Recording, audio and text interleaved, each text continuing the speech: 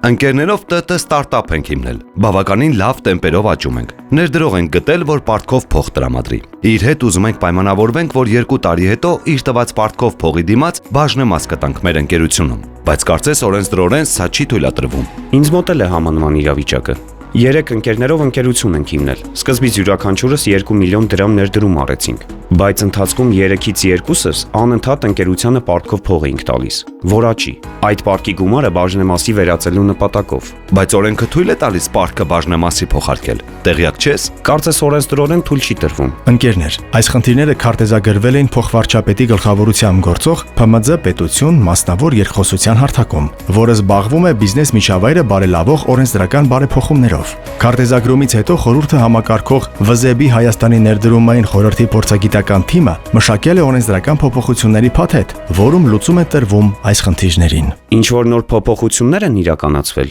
երևի տեղյակ չենք։ Այո, ՀՀ օրենսդրության մեջ այսուհետ հնարավոր է ներդրում ներգրավել փոխարկելի պարտքի կամ աշխարհում հայտնի convertible debt պայմանագրերի ձևաչափով։ Ինչ է փոխարկելի պարտքը։ Փոխարկելի պարտքը կամ convertible debt-ը պայմանագրի տեսակ է, որը թույլ է տալիս ներդրում ներգրավել ընկերությունում, ի սկզբանե ամրագրելով, որ պարտքը կարող է ետ վերադարձվել բաժնեմասը տեսքով։ Կարող ենք իմ օրինակով հասկանալ։ Ենթադրենք, ես ուզում եմ convertible debt-ով 500,000 դրամ ներդրում ներգրավել։ Կարող եմ ուրեմն պայմանագրով ի սկզբանե ֆիքսել, որ 4 տարի անց այդ գումարին համարժեք բաժնեմաս կտամ ներդրողին։ Այո, այդ դեպքում դուք պայմանագրի համաձայն կստանաք դրամական միջոցներ, պարտքի տեսքով։ Հավանաբար նաև կպարտավորվեք պարբերաբար տոկոսներ վճարել։ Միևնույն ժամանակ պայմանագրում կսահմանվի, որ օրինակ, եթե ինչ-որ ժամանակ անցնի կամ ընկերությունը որոշակի ծավալի վաճառքներ է ապահովել կամ ներդրումներ ներգրավել, ապա ներդրողը իրեն հասանելի գումարի վերադարձման փոխարեն կստանա ընկերության բաժնեմասեր, պայմանագրով որոշված գնով եւ քանակով։